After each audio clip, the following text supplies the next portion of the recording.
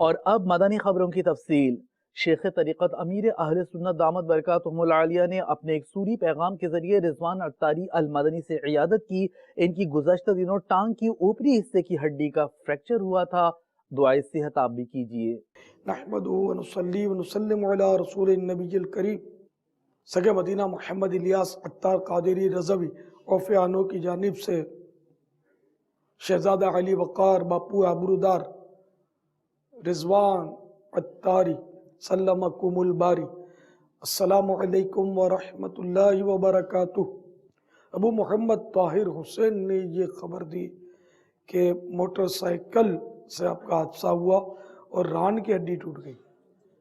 انا للہ و انا الیہ راجعون۔ یا اللہ پیارے حبیب صلی اللہ تعالی علیہ وآلہ وسلم کا واسطہ سید رضوان شاہ صاحب کو شفا کاملہ عاجلہ نافعہ عطا فرما۔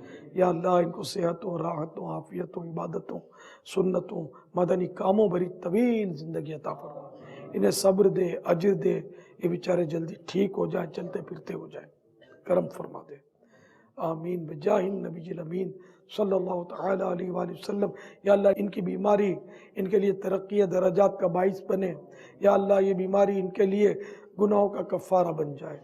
آمین بجاہ النبی الامین صلی اللہ تعالی علیہ وآلہ وسلم۔